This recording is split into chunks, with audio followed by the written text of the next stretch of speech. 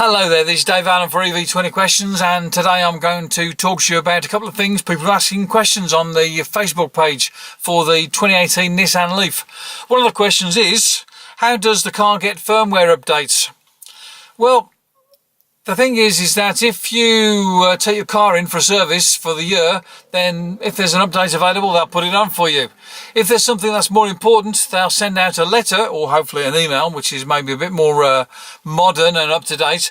They'll send you an email and give you some details of when you have to go in there and get it sorted out, and you'll have to take it in anyway to the workshop, to the garage, and get it sorted out there. It's not like with the tester where you get the rolling updates. So it's kind of nice really with the tester when you think about it. You could buy the car in June or whatever else, and then in August there's an update, comes along and gives you a whole lot of extra functionality that you weren't expecting, which would be rather nice, wouldn't it? So that's something we don't get from Nissan. At some point in time I think they're going to have to move to the possibility of doing rolling updates over the air. That would be rather nice. So let's have a think about it, Nissan, and see what you can come up with, which is a whole lot better than having to go to a dealership to get the job done. I mean, obviously the thing with Tesla is that to a large extent they're more of a software company rather than a car manufacturer, and that's probably why they've got this different way of thinking. So another question people have been coming up with is, why does the horn sound so poor with the Nissan Leaf? And you know what, I've bumped the horn a couple of times on mine just to have a listen because I haven't really needed it very much, and it's not sounding too bad. Is it me, or is it other people that have been so used to having a car horn that sounds like it's going to be a foghorn off a ship or something like that, and it's going to wake the dead or whatever else, and that maybe they need something that plays the Colonel Bogey tune or something like that. I don't know, but some people have been complaining that the horn isn't up to scratch. And for myself, it doesn't really bother me. I don't use a horn often enough, and I don't find the need for something that's as loud as whatever's going to wake the dead. So there you go. Mine sounds fine anyway. So another question. This one's for me really. I mean, because starting CarPlay, does it always work for you? Now, I find that sometimes when I start CarPlay, it takes a little while before it gets going. Sometimes it doesn't get going at all, and I have to unplug the USB to lightning cable and start again. I don't know what it is, whether it's a case of do I need to make sure the car started first before I plug in? Does it make a difference? Do I have to wait until I press that thing where you're giving the car permission to track your every move? You know that little button that's on the screen down there? It will actually sort of say, do you give permission? That would be nice if you could do that once and then leave it and forget it. But no, we have to press that button every time we get in to drive the car, which is a bit annoying sometimes. So sometimes I have to unplug the USB cable and plug it back in again to get the CarPlay started. I don't know what's causing that. It's just a bug of some sort, and I'd like it to be fixed at some point in time.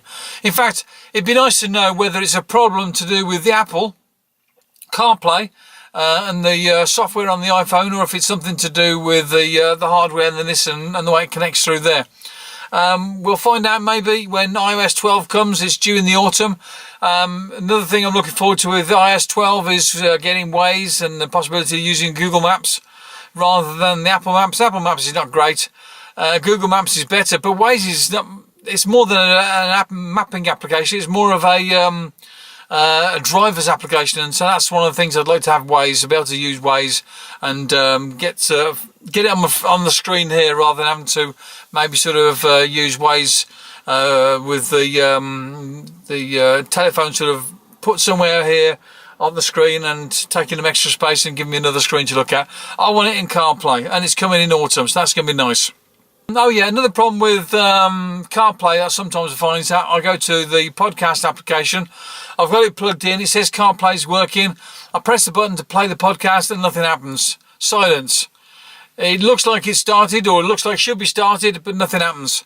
So I press the button a few times, so press pause, press play, press pause. Sometimes it'll take a couple of times before it actually gets started, and when it does, I'm happy again, and I can sort of go my way listening to my podcasts and so on. Sometimes a way of getting around this would be to go into the main screen for CarPlay, put it onto the music application, play some music, and that always seems to work.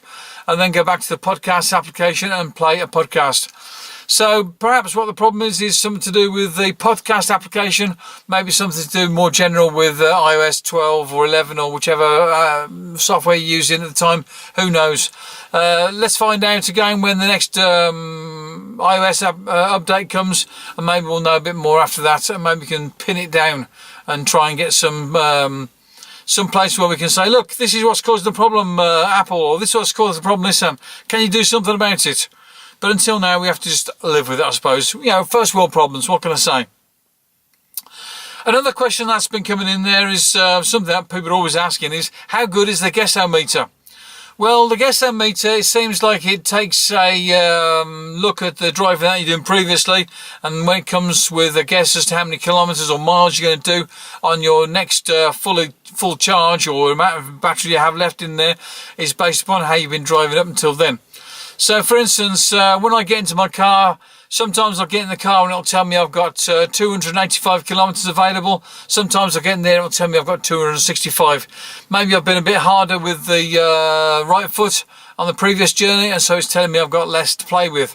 Maybe when I was driving, I was doing a lot of going up hills or something, and maybe it's basing upon that. I really don't know. But sometimes it'll tell you less, and sometimes it'll tell you more. Something you have to live with. Another thing that with the guessometer is that once you've got your guess and it's telling you that you've got, say, for instance, I've got 96% left and it's telling me I can drive for 267 kilometres. But if I'm going to be driving up a hill, like last week when I was driving to the Pyrenees, top of the Pyrenees, when we went to Les Angles, I had to go from, well, it wasn't sort of zero in terms of sea level, but I had to go up quite a distance to get to the top of the mountain. And I started with 99% on the battery, and when I got to the top, I'd got down to 52%. In terms of kilometres, I hadn't actually sort of driven very far. I think it may be 50 or 60 kilometres at the most. And then after that, I was starting to go downhill, and I was able to put some more battery back on there with regen. Obviously, you don't get as much going downhill as you took going up the hill, but it's nice to have, let's see, I've got about, let's say 7% of battery in there. I don't know how much that equates to in number of kilometres. I should have had a look at the guessometer once again after going down the hill to see how many kilometres I started with and how many kilometres I finished with at the end of that. But in any case, at the end of that particular session with going downhill, I did work out that I've got quite a few kilometres left to go to get back home, and I was able to do it just about, but I did stop when I was on the way home because I was able to pull into a Chatamo, have a little bit of a break, have a little bit of a picnic before I should have moved on. So that's again something else to consider. Up hills, you're going to use a lot more juice. Also, if you're going to be sort of going on the motorway, you're going to use more juice because you're basically going to be going faster. Same as with a petrol engine. If you're going faster, then you're going to use more juice. If you're going up hills, you're going to be using more juice. If you're able to get behind a lorry or a bus and do some of that sort of hypermiling technique, whether you're in an old-fashioned vehicle or whether you're in one of these newfangled modern electric cars, you're going to see a difference depending on how you're driving. When I'm driving my car on the motorways, I tend to drive at about 104 kilometres per hour. The speed limit is 120. The lorries are going about 100 or so. I find that makes it enough. It's just fast enough to make it interesting. So I overtake lorries here and there. I'm not always sort of stuck behind lorries, sort of looking at the back of one thing and getting bored with it, or getting held up by lorries that are going slow or whatever else. I do a little bit of overtaking as I go because I'm out going 104. I'm not going too slow that I'm holding other people up behind me either. So just a little bit less than the maximum speed limits, and I find that works out fine for me. Sometimes I do that thing where I use ProPilot Assist, and I use the the intelligent cruise control part of ProPilot Assist. Well, it's telling me I just get behind a lorry or a truck, and I use that sort of easy driving so that when I get to where I'm going, I'm not sort of totally stressed out from having to sort of be blasting along or having to be constantly sort of watching what's going on, as you would do if you're sort of not taking advantage of the ProPilot Assist. So ProPilot Assist, I love it. I think it's brilliant. Now that you're driving an electric car, do you notice that there are so many dirty, filthy, smelly diesel cars out on the road? Last week when I was driving through Perpignan, was pulling off a roundabout onto a road there. It wasn't a particularly fast road, but I did notice there was a diesel car in front of me, and the filthy, dirty black smoke that was coming out of it, I was horrified. I was disgusted with it. I was thinking, you know what, let's put the recirculating air on there, because I don't want the filthy smell and the particulates coming in to make trouble for my breathing and whatever else. And it has to make you wonder why diesels have become so popular. Obviously, it's because it was cheaper to run and you get more miles per gallon out of a diesel than you do, or miles per litre out of diesel than you do with a petrol. But diesels have just got to stop. And do you know what? There's a car just started up next to me, and it's a BMW driver with a heavy foot and a stupid driver.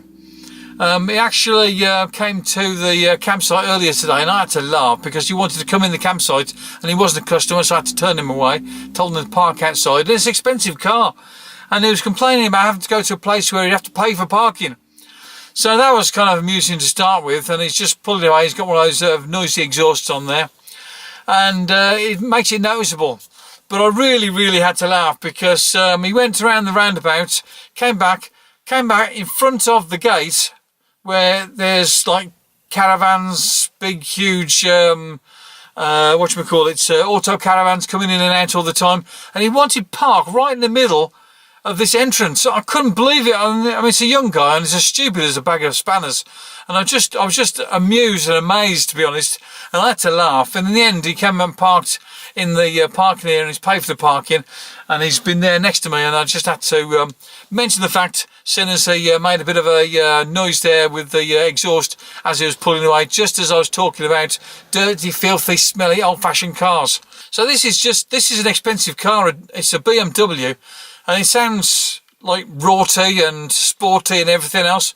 But you know what? We don't need that anymore. Let's have quiet, silent cars that are friendly to the ears, friendly to the environment, and friendly to the drivers as well. God help us, as they say. God help us when people like this get behind electric cars, because they're going to be just as useless as when they're driving the petrol cars and being annoying. So, there you go. That's my rant for today. That's the question. Do you notice, now that you're driving a non-polluting car, that there are some people out there with filthy exhausts that really should be taken off the road because they're dirty, filthy, smelly and horrible? Anyway, this is Dave Allen, just doing a bit of a quick EV20 questions video, and I'll talk to you again soon. Bye-bye now.